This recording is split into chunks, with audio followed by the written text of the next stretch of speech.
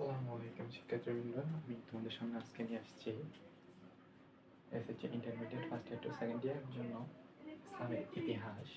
ইসলামের ইতিহাস দ্বিতীয় পত্রে অনুধাবনমূলক। ঠিক আছে, অনুধাবনমূলক যেমন অনুধাবন বলতে কি বোঝো?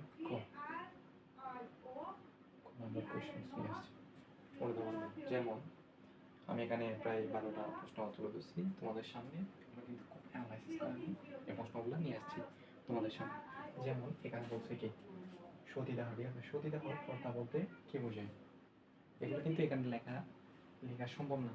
আমি যদি একটা কোয়েশ্চেন লিখতে যাই, বুক সমস্ত কি মানে জায়গায় কি হবে না, কভার হবে না।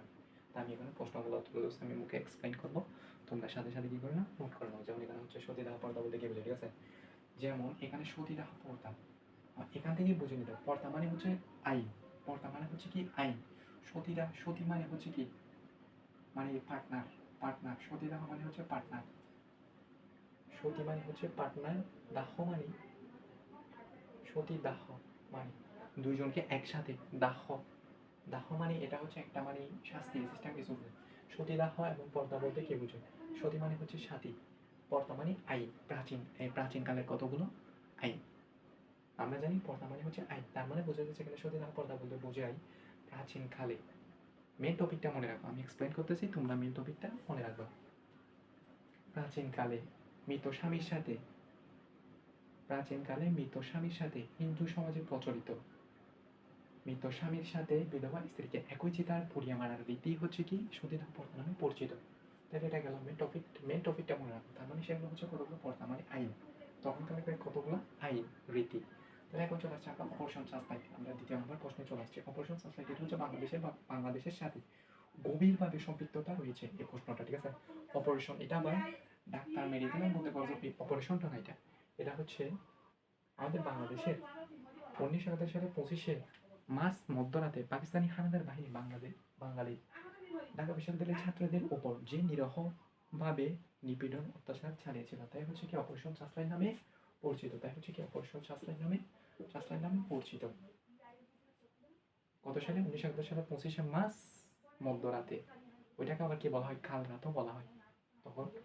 তখন ওই রাতে 25শে মার্চ মধ্যরাতেই অনেক ঢাকা বিশ্ববিদ্যালয়ের অনেক বুদ্ধিজীবী মেধাবী স্টুডেন্টকে কি করা হয়েছিল? হত্যা করা হয়েছিল। তাহলে এটা গেল। এখন আমরা চলে আসছি তৃতীয় নম্বর প্রশ্ন। ঠিক আছে, ভারতবর্ষকে ওয়েলথ অফ ইন্ডিয়া বলা হয় কেন? ভারতবর্ষকে ওয়েলথ অফ ইন্ডিয়া বলা হয় কেন? এটা কিন্তু অনেক একটা ইম্পর্টেন্ট একটা প্রশ্ন।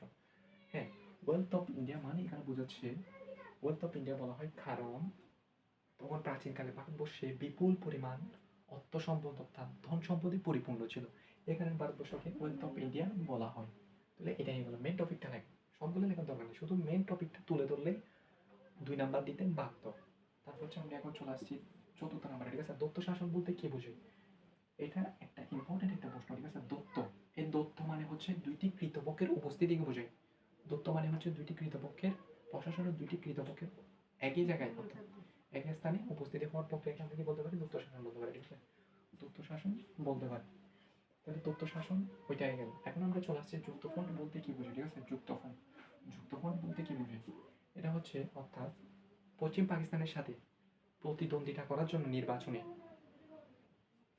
পূর্ব বাংলা যে 4টি দলের সমন্বয়ে একচেটিয়াভাবে যে সংগঠন তৈরি করেছিল তাকে আমরা কি বলতে পারি? যুক্তফ্রন্ট বলতে পারি। ঠিক আছে, যেমন সেখানে 4টি দল, সেগুলো কি কি? 4টি দলের নামগুলো কিন্তু উল্লেখ করতে হবে। সেগুলো হচ্ছে ইনজামাম ইসলাম, কৃষক শ্রমিক পার্টি, প্রজাতন্ত্রী দল, তারপর হচ্ছে কি গণতন্ত্র দল অর্থাৎ স্বায়ত্তশাসিত দল। ঠিক আছে, তাহলে 4টি দল গেল। এই 4টি দলের সমন্বয়ে যে ফ্রন্ট গঠন করা হয় তাকে আমরা বলতে পারি যুক্তফ্রন্ট। ঠিক আছে, তাহলে যুক্তফ্রন্ট গেল। এখন কত সালে? 1954 সালে। তাই না? এখন আমরা চলে আসছি 6 নম্বর প্রশ্ন। ঠিক আছে, যুক্তফ্রন্ট কেন গঠন করা হয়েছিল?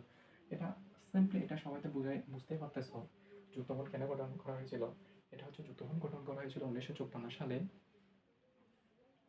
পশ্চিম পাকিস্তানের অত্যাচার নিপীড়ন থেকে আত্মহতি পাওয়ার জন্য অর্থাৎ রক্ষা পাওয়ার জন্য যুক্তফ্রন্ট গঠন করা হয়েছিল।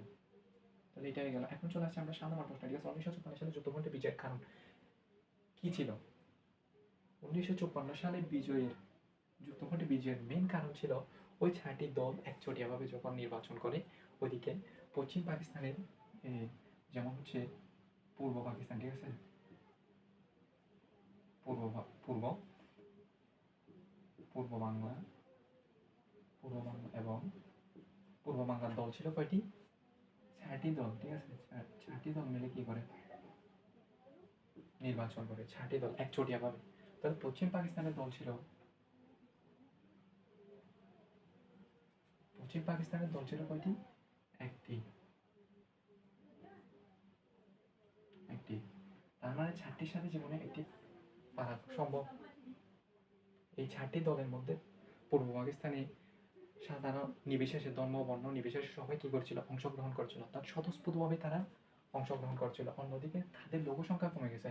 তার মানে বোঝা যাচ্ছে এখানে যুক্তফ্রন্ট উইন হবে, অর্থাৎ জয় হবে, জয়যুক্ত হবে। এদিকে এটা হচ্ছে কি, তাদের দলের নাম ছিল কি? মুসলিম লীগ। তাদের দলের নাম ছিল মুসলিম লীগ।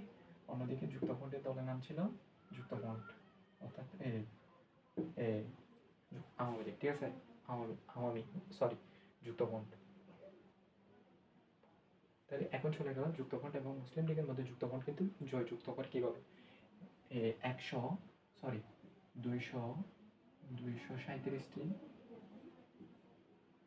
237টি আসনের মধ্যে প্রায় লাভ করে 223টি আসন কি করে লাভ করে। 237টি আসনের মধ্যে 223টি আসন কি করে যুক্তফ্রন্ট, আমরা অর্থাৎ আমরা পূর্ব বাংলা পাই আসন, মানে উইন হই। অন্যদিকে পশ্চিম পাকিস্তান মুসলিম লীগের 10টি আসন লাভ করে। তার মানে বোঝা যাচ্ছে আমরা বিপুল পরিমাণ ভোটে কি করে জয়যুক্ত করি, 223টি আসনে জয়যুক্ত লাভ করি আমরা, তার মাত্র 10টি। কোথায় 10টি আর কোথায় 223টি? তার মানে বোঝা যাচ্ছে আমরা জয়যুক্ত হই। তাহলে এটা এখন চলে আসছে আমরা কুতুবুদ্দিন আইবেককে কেন লাখবকস বলা হয় বুঝিয়ে রাখো। কুতুবুদ্দিন আইবেককে লাখবকস বলার পিছনে একটা কারণ রয়েছে, ঠিক আছে। যেমন হচ্ছে কুতুবুদ্দিন আইবেককে কেন লাখবকস বলা হয়। এই লাখ এবং বকস, হ্যাঁ, কেন বলা হয়? লাখ মানে হচ্ছে তিনি প্রতিদিন গরিব দুঃখী মানুষের মাঝে তিনি 1 লক্ষ টাকা করে কি করতেন? দান করতেন, বলে তাকে কি বলা হয়? লাখ। এই লাখটা বলা হয়, ঠিক আছে। অন্যদিকে বকস বলা হয় কেন, ঠিক আছে? বকস বলা হয় তিনি মানুষের মাঝে, লাখ বকস বলা হয় তিনি মানুষের মাঝে প্রতিদিন, মানে তার সামর্থ্য অনুযায়ী কি করতেন তিনি, মানে মানুষকে দান করতেন, তাই তাকে বকস বলা হয়। ঠিক সিম্পলি এটাও চলে গেল। তবে এখন চলে আসছি আমরা 9 নম্বর প্রশ্ন, ঠিক আছে। আলাউদ্দিন খলজি, ঠিক আছে, দাক্ষিণাত্য অভিযানের উদ্দেশ্য কি ছিল? আলাউদ্দিন খলজির দাক্ষিণাত্য অভিযানের, ঠিক আছে, কারণ কি ছিল, উদ্দেশ্য কি ছিল, অর্থাৎ, ঠিক আছে, যে কোনো একটা উদ্দেশ্য তো থাকবে। আমার যে কোনো উদ্দেশ্য না থাকলে আমি কি ক্লাসটা নিতাম? সেমভাবে তার একটা কি ছিল, উদ্দেশ্য আছে। যেমন হচ্ছে এখানে দাক্ষিণাত্য অভিযান করার মেইন কারণ হচ্ছে তখন দাক্ষিণাত্যে বিপুল পরিমাণ ধন সম্পদে কি ছিল, পরিপূর্ণ ছিল।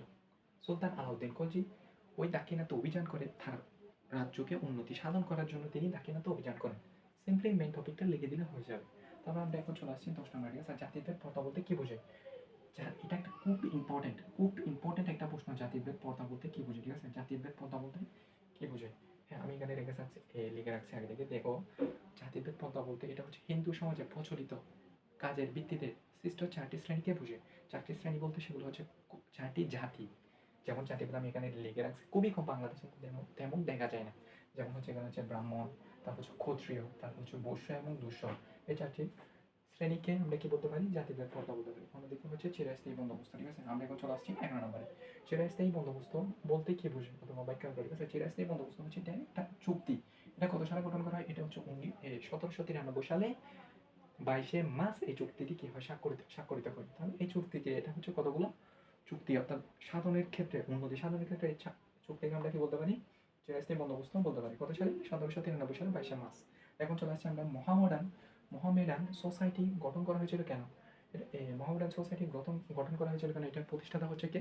নবাব আব্দুল লতিফ স্যার, ঠিক আছে। তিনি মোহামেডান সোসাইটি প্রতিষ্ঠা করেন। হ্যাঁ, তাহলে খুব সিম্পলি আমি প্রশ্নগুলো সলভ করে দিলাম। আসসালামু আলাইকুম এই বলে আমি আমার ক্লাসটা শেষ করছি। সবাই ভালো থাকবেন আশা করি।